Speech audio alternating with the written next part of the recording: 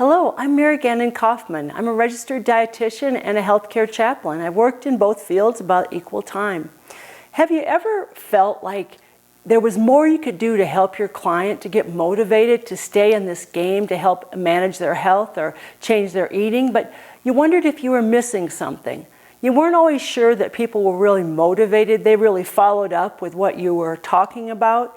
Maybe they came in and they weren't well prepared, hadn't done anything, and you wondered how you could trigger their motivation. Well, first of all, it doesn't necessarily relate to you. You do your best. It's up to them to have responsibility. But it could be something deeper, below health, below our psyche, below our human health, and it has to do with spirituality.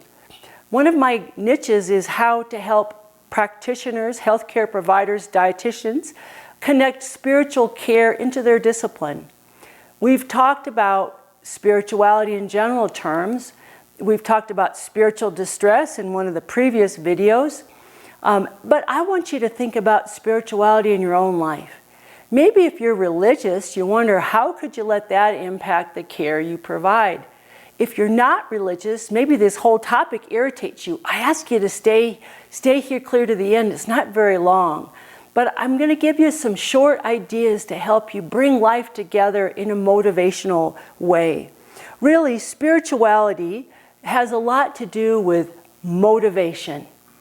It can be what is underneath a person. If they're distressed, if they aren't really clear about what gives their life meaning and purpose, what makes their relationships, how they connect to something more like mystery or beauty or to God, this is a really good discussion for you to consider for yourself and to listen for with your patients. Spirituality can come, it's a universal phenomenon. All of us possess a capacity to be spiritually moved. Think about yourself out in nature, listening to a symphony, having a thought-provoking, stimulating conversation. We all move and are resonating with a desire for faith and hope and trust and awe. We seek something that's transcendent, beyond ourselves. So for many people, we articulate what spirituality is by ourself related to something beyond ourselves, a vertical relationship with God or a higher power.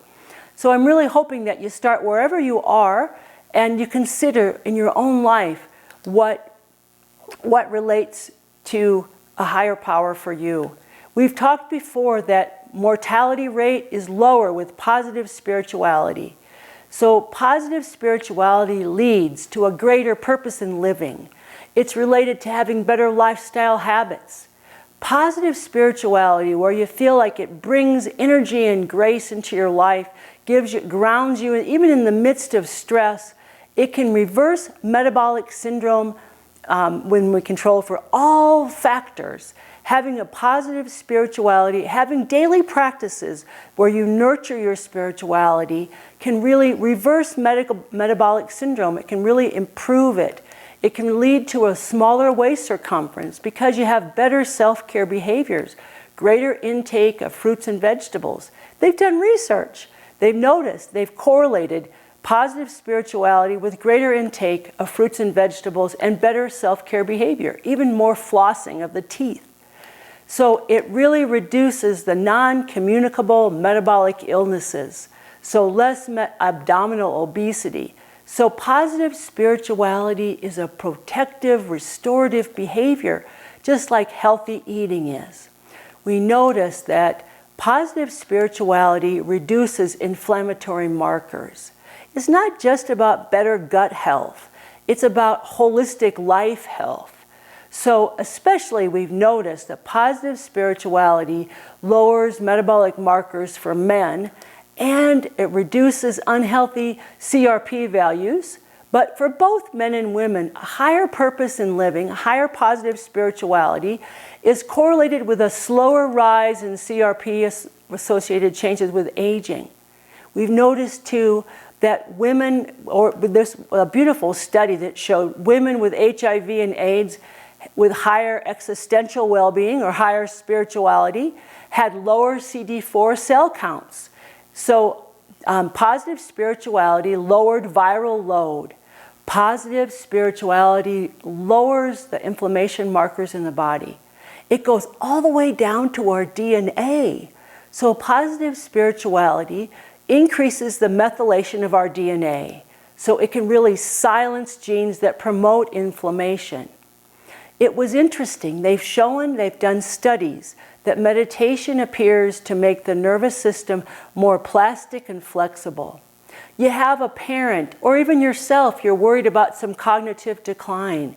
Practice some positive spiritual practices like prayer, meditation, communing with other like-minded spiritual people for support. It can make your nervous system more plastic and more flexible.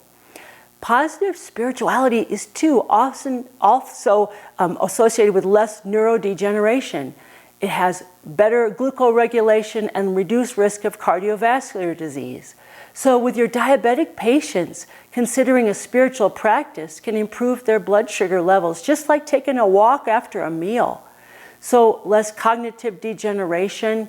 Like I said just previous, anyone with a cognitive decline, having spiritual practices can really impact their mental health, their physical health, and their level of inflammation.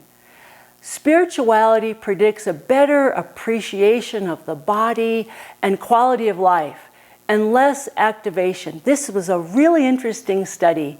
They had people be in an MRI and they asked them to pray, and they played a recorded message for them to be hearing something healthy, a message about health that was different than what they were doing.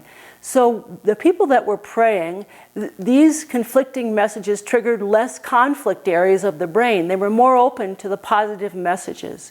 So positive spiritual practices promote an easier acceptance of messages for health. So as practitioners, we can more easily address spiritual issues if we're familiar ourselves and comfortable with our own spiritual needs. I have a very impactful, simple training for dietitians and health professionals to help them amp up their ability to offer spiritual care with all its benefits.